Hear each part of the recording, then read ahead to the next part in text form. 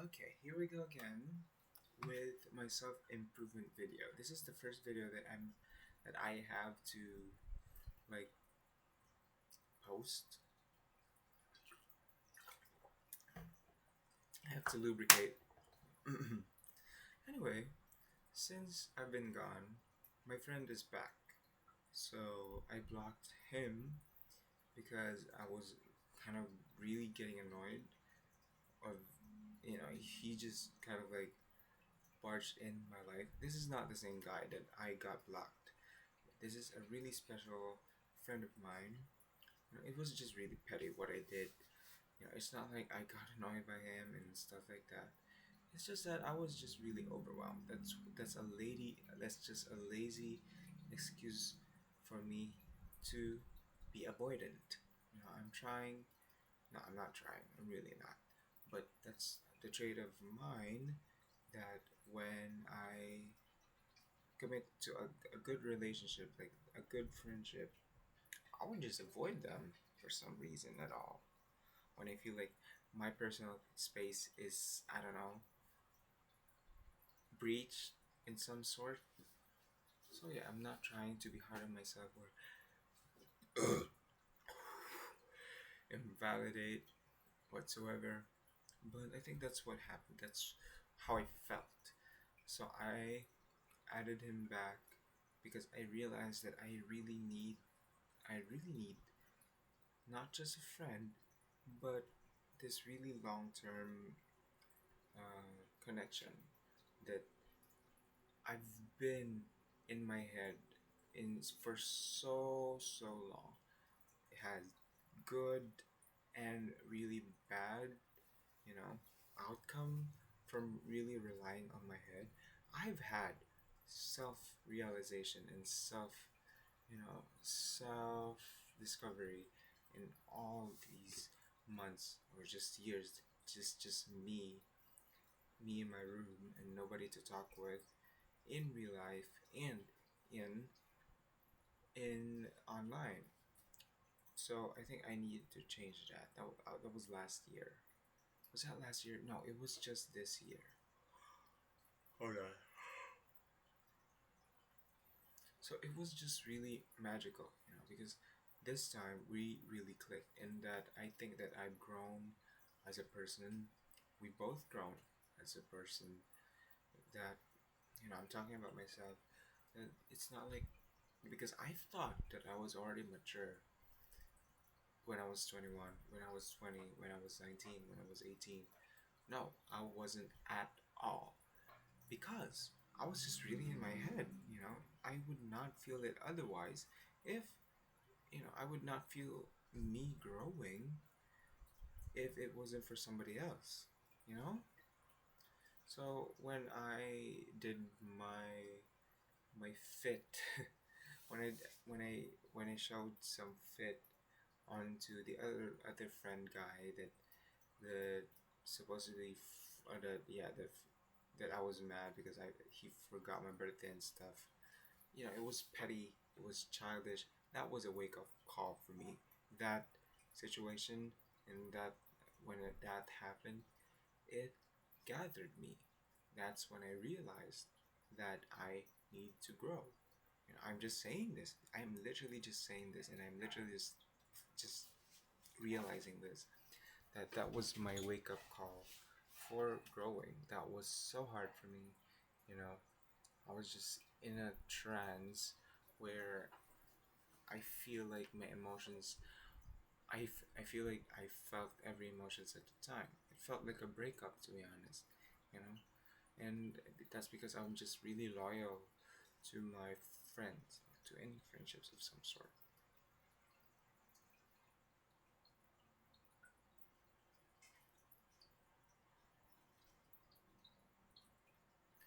So yeah, and I just really fucked that up. That's why I was so surprised. I don't know why I was so surprised when my actions had consequences. That was the wake up call. And after that, that was last year, right? Last year was a really dark time when I turned 21 because when I turned 21, one of my online friend died. there's a trio of us, and our names, our nicknames, starts with letter L. So the three of us.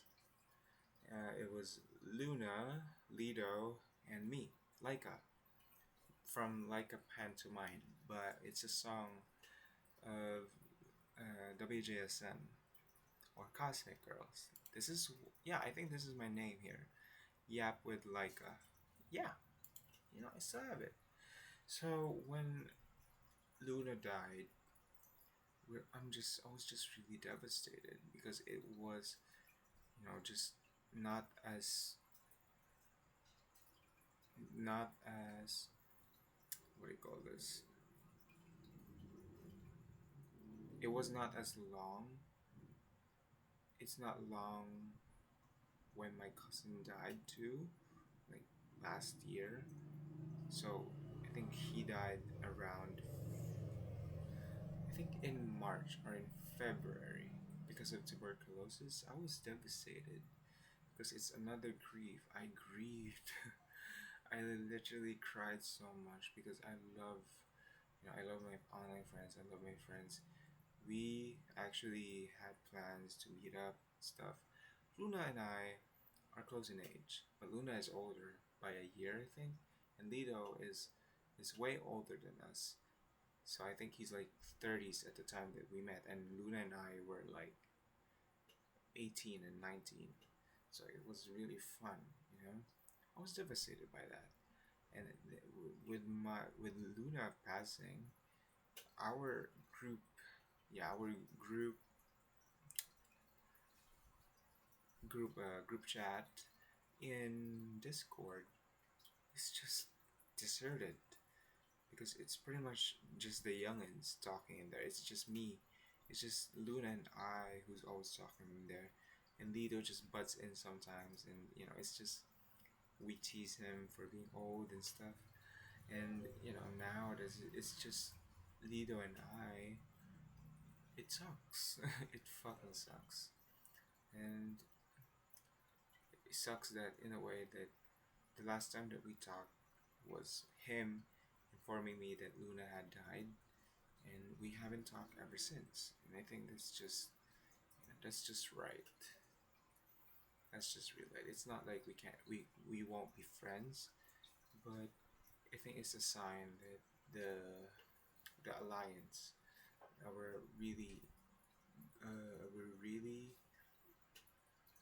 strong tree of a friendship, it has disbanded. And I think it doesn't matter if I'm only one. I'm the only one who thinks of that. But it's yeah. I mean, I would love to chat him, to chat, to message him, to catch up and stuff like that. Ask him how he's doing and stuff like that. But it's just I know that he is also dealing with stuff, and I am.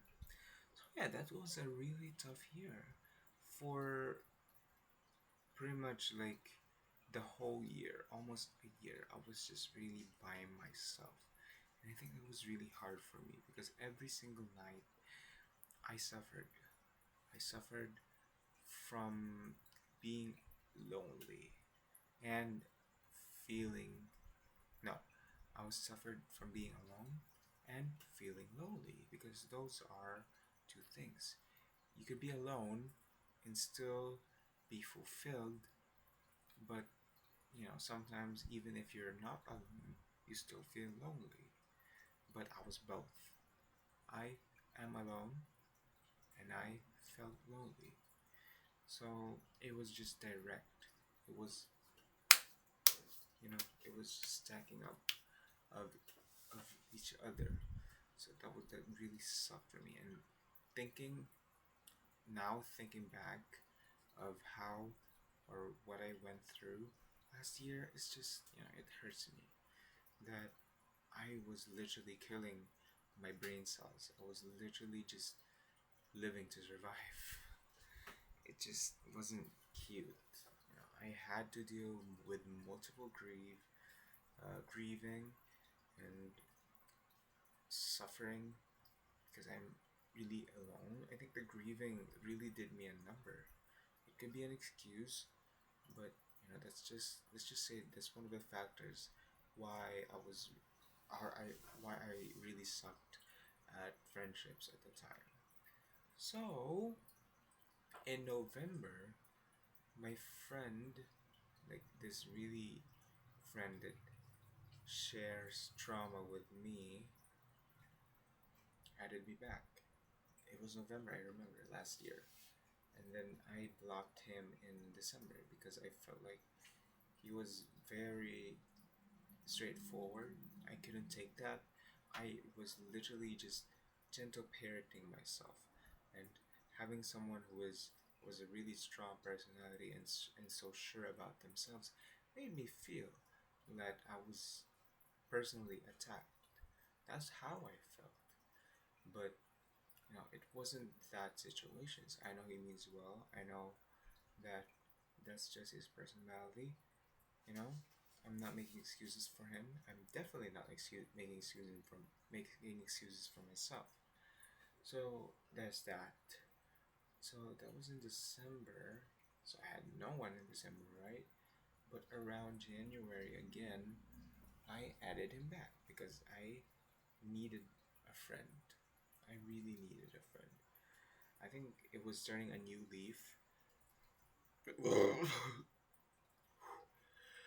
I hate when I fucking burp.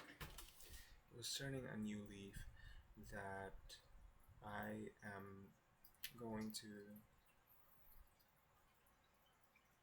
like, I just had this gut feeling. It wasn't even, I didn't have much thought of it, but except for that, I had to really think. I was still suffering after I blocked him, and I think I added him back a month after, or like a month or two, or like almost 2 months, and I was still suffering at the time.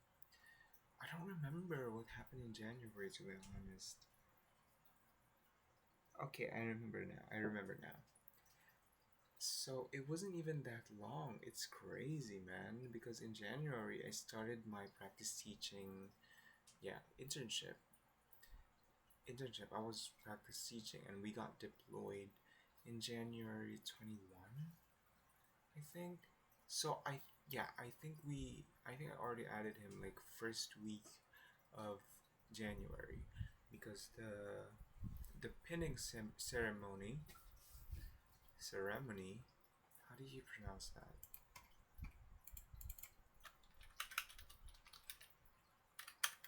Ceremony. Ceremony. Cere- ceremony. Ceremony. Ceremony. Ceremony. Alright. So the pinning ceremony was like a week before the deployment. So there's that. So I think I added him like first week of January, and yeah, he understood, of course. I'm pretty sure that it's safe to assume that we both think of each other as like the other half, because I still thought that I sucked because I used to rely on him when we talked back in 2023. So that's one of the reasons why I got blocked too, because I was needy and I couldn't regulate my emotions for shit. But he knows what I went through. He knows that at the time he was, like, when I talked to him, my mom was not here. My mom was doing her doctorate degree, not in this, not in this town. So I had to take care of everything in the house. So it just really sucked, and I projected a lot at the time. I had to deal with responsibilities as well as my studies and stuff like that. You know, it felt like I had to be the adult in these situations that I had. Yeah, I had to be. pretty much the adult, or like the mom of the house. Because really, how can we live in a world without mothers? Mothers already gave everything, you know, from giving birth, raising that child, and taking care of everything else. It feels unfair. It really feels unfair. But, you know, we all love our mothers. We should at least give appreciation. And if you ask me, I am biased towards femininity, women, women in general. I am biased towards that. I think that men have it easier because I am one. I am fucking one. I literally am one. So, in society standard, women are ought to do more, but men are ought to be praised more for doing pretty much nothing. Okay, enough of those comments. So there's that, it's like when he came back, I was not walking on eggshells anymore. We were literally thriving.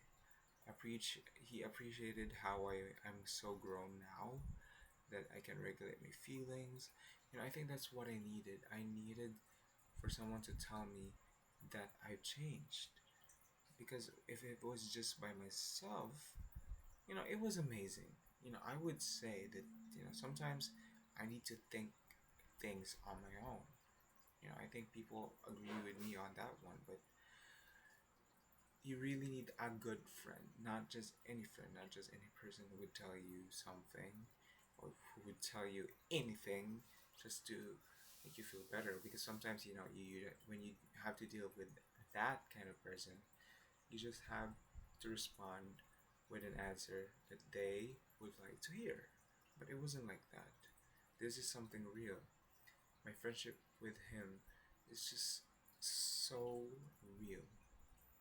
We share, we relate, we have our own inside jokes, and you know, we relate with each other. It's stuff like that. It's it's all I've asked for. It's all that I literally asked for. So I was like, I cannot fuck this up.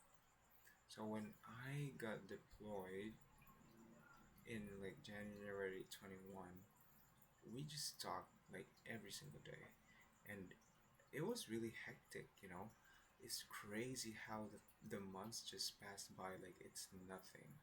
Because at the time, I don't remember what I exactly did at that day or what I exactly did when I tried to estimate, example, like the first week of February or the last week of January. I can still remember, yeah, that that was supposed to be my first day that I'm gonna actually teach, or so that I'd have to have my lesson plan uh, reviewed and checked by my cooperating teacher and stuff.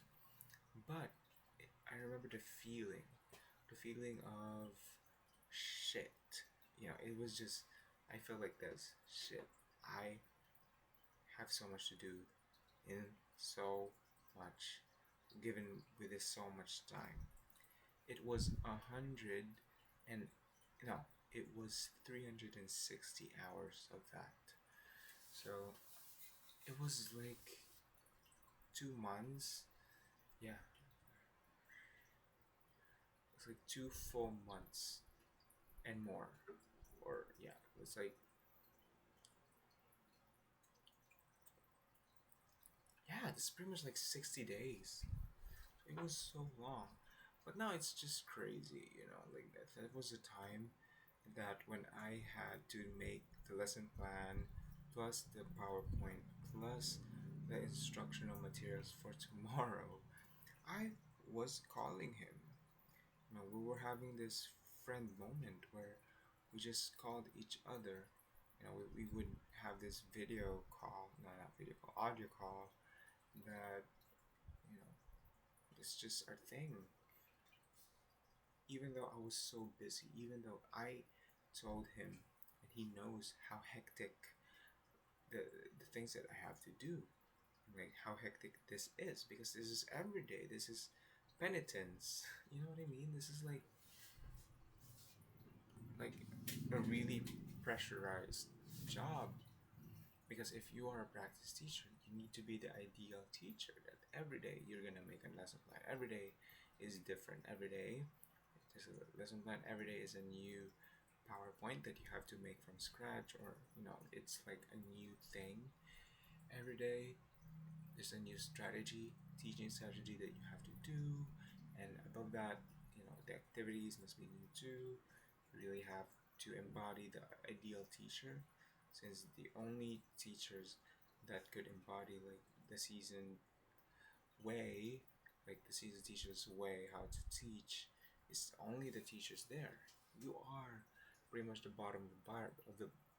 You are, as a practice teacher or a pre-service teacher, you are pretty much at the bottom of the barrel. But you're still part of the system.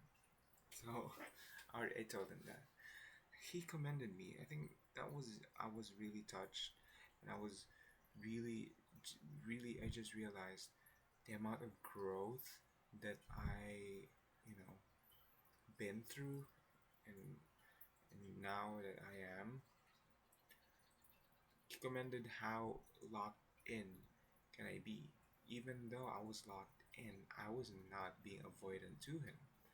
I we just called every day, every night. I mean, when I got home and I have to, like, when I'm doing my lesson plan, or when I was printing, we would literally talk. We would literally talk, and we were just. It was really intellectual. It made me realize that I was smart, that I can be really focused in a way, that he was literally kind of like, you know, let's just say inspired by the focus that I had. That because it's hard to focus. I think I was just really focused at the time because I really wanted to be an ideal teacher. I had a reputation to uphold, not the reputation of my family name, not the reputation of the school, but me. I need to be competent in a way that when people perceive me, it's not going to change. I think that was just my coping mechanism in a way that I would not change, where I would just be that, because I can control. When I'm when you are a teacher, you can literally control how other people perceive you. Because teaching is performative. Everything is performative. Everything is performance. So you have to make the best of it. You have to be nice. You have to be ideal. You have to be competent. So I was that. I was that. So yeah. So how do I feel now? So pretty much all I'm waiting right now is to graduate. But there's like two more requirements. I need to make like a portfolio and like answer the stupid book that's like so unnecessary. The deadline is like April 21, so I still have like 5 days. I'm gonna make it in like second to the last day. That you know.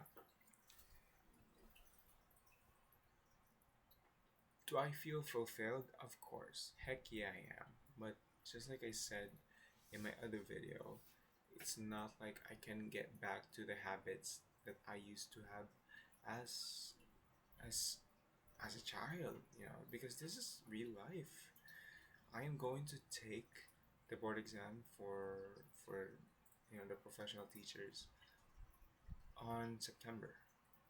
So it's like you have two options when you're a fresh graduate, because I think I'm going to graduate on June, July, August, September. So yeah. So yeah, it's like your options are if you're gonna take March on September or on March. Yeah, you're going to take the exam on September or March next year.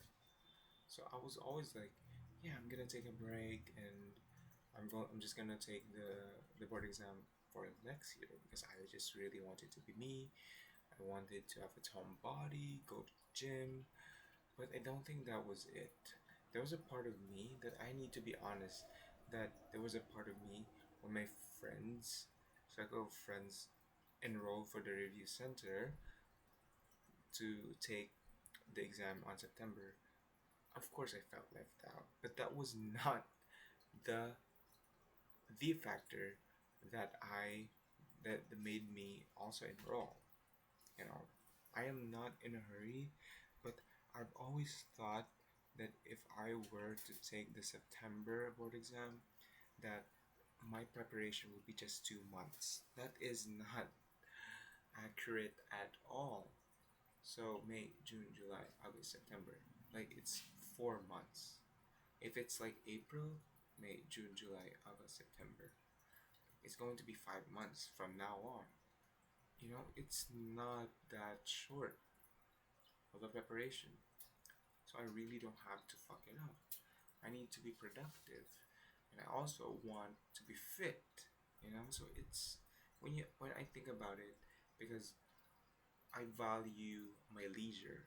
I value my hobbies, like playing games. You know, I value that in the time. It's not just because playing video games, watching shows. You know, watching my shows, watching my series. It's not a waste of time. I value it because it makes me happy. It makes me, let's just say, turn off my brain for a while. You know, it's leisure. It's fun. It's something that you do to not just relax, but to get your to get entertained. It's for your mental health. So that's one of the factors. So hobbies, and now that I have like pretty much like a career, stuff like that. So I think it's a really good time for me, or like a really good decision that I made it. Oh shit! This is what happens. Uh, when I enrolled for the September exam, I don't have regrets, and I think one of the reasons too is that I was about to say that now everything's done pretty much, that I just have to wait for the graduation. I feel nothing. I'm not gonna see my friends again, you know, because the only time or the only reason why we hang out so much, it's because we're together. We're together in the school, but now we're not. So the choices, it's really a choice for us if we meet in one place, or if you want to hang out at some place. So it's really a choice. Do we want to go? Because I would most likely not go unless it's like a birthday or something. Because I know there's gonna be food and stuff like that. It's such, you know, it's something, I guess. So yeah, it's like that. And now, you know, if I hadn't anything to do, like after I graduate, June, July, August, September, November, December, like 5 months of that, it's just a bunch of shenanigans, I think. I am not in a hurry, but the time is perfect. The time we have to make of it make of the time, you know, we have to make it efficient. We have to savor it. We have to use it wisely. We're not running out of time, but we're not wasting it. It's not like if you have unlimited water. Pretty much you have unlimited water, right? You know, the concept of having a faucet is having unlimited water. If we just disregard the water bill and stuff like that, but having a faucet is free will. It's the representation or the personification. No, yeah, personification of a person who has a free will. Because If you want water, turn it on. If you don't want water anymore, turn it off. But what if you just turn it on? Because you pretty much have unlimited water, right? So just turn it on. So what happens next? Your water bill goes through the roof. Up, through the roof. So there's that, you know. So yeah, I hate my hair when it's like that. You know, it's so fucking. Anyway, what I'm trying to say is that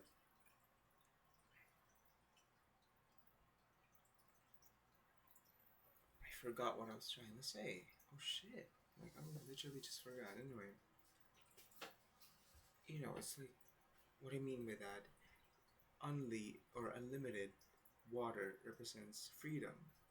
I've always had freedom, but I feel like if I couldn't make a decision, I would just waste those months. And by wasting, you know, I could still do all of my hobbies, all of my all of my preparation for the test within those months. You know, I could still do everything. So there's that. I'm really sleepy. Fuck. Okay,